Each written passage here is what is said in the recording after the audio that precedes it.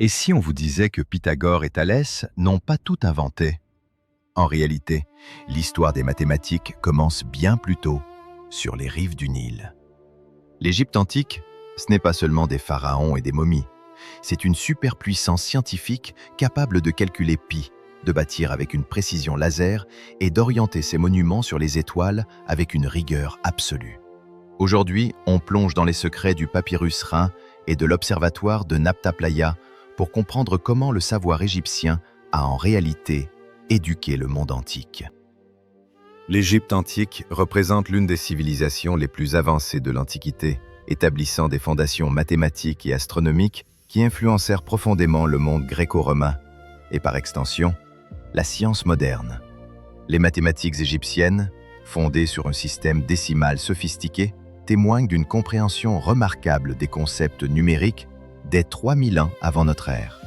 Les Égyptiens utilisaient des hiéroglyphes spécifiques pour représenter chaque puissance de 10, créant ainsi un système de notation efficace et précis qui leur permettait d'effectuer des calculs complexes nécessaires à l'administration de leur vaste empire et à la construction de leurs monuments impressionnants. Le papyrus Rhin, datant d'environ 1650 avant notre ère, et conservé au British Museum de Londres, constitue l'un des documents les plus importants pour comprendre les connaissances mathématiques de l'époque. Ce manuscrit remarquable comporte 84 problèmes résolus couvrant l'arithmétique, la géométrie et l'arpentage, démontrant que les Égyptiens maîtrisaient les 4 opérations de base, le calcul fractionnaire, et pouvaient résoudre des équations du premier degré par la méthode de la fausse position. Plus impressionnant encore, ils étaient capables de résoudre certaines équations du second degré, une prouesse mathématique considérable pour l'époque.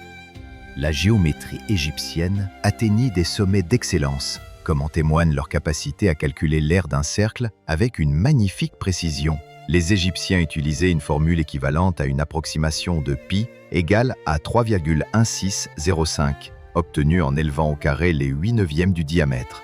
Le papyrus de Moscou révèle des connaissances encore plus avancées, expliquant notamment comment calculer le volume d'une pyramide tronquée et la surface d'une demi-sphère. Ces réalisations mathématiques n'étaient pas de simples exercices théoriques.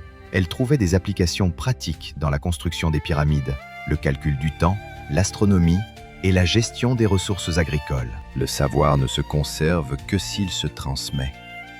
Pour continuer ce travail, likez et abonnez-vous. L'astronomie égyptienne était intimement liée à leurs pratiques religieuses et agricoles. Les astronomes de l'Égypte antique observaient avec rigueur les mouvements des astres, qu'ils associaient à diverses divinités. L'étoile Sirius, désignée sous le nom d'Isis, revêtait une importance capitale. Son lever héliaque, première apparition avant l'aube, coïncidait avec les crues du Nil, événement fondamental pour l'agriculture égyptienne, et marquait le début du nouvel an égyptien. Le plafond astronomique du tombeau de Senenmout et l'orientation astronomique précise des pyramides de Gizeh témoignent de la sophistication de leurs observations célestes. Toutefois, bien avant les constructions dynastiques égyptiennes, un site encore plus ancien révèle les racines profondes de l'astronomie africaine. Nabta Playa, situé à 150 km à l'ouest d'Abou Simbel, dans le sud de l'Égypte, constitue le plus ancien observatoire astronomique connu au monde. Érigé il y a environ 7000 ans, vers 4800 avant notre ère, ce cercle de mégalithes de 4 mètres de diamètre présente des alignements précis indiquant le nord et le solstice d'été. Les populations pastorales qui occupaient cette oasis verdoyante utilisaient ces alignements pour déterminer le début des moussons et des crues du Nil, essentiels pour leurs activités agricoles et d'élevage. L'archéo-astronome Karine Gadré souligne que Nabta Playa précède Stonehenge de 2 millénaires, établissant ainsi l'Afrique comme le lieu de naissance de l'observation astronomique systématique.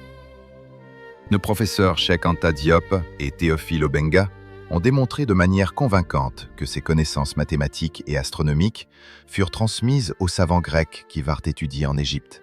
Selon leurs recherches, des figures intellectuelles majeures comme Solon, Thalès, Platon, Pythagore, Eudoxe et Archimède furent initiés par les Égyptiens, Cette filiation intellectuelle remet en question les récits eurocentrés qui attribuent l'origine des mathématiques et de la philosophie exclusivement à la Grèce antique. Merci d'avoir écouté. Si ce contenu vous a parlé, vous savez comment faire.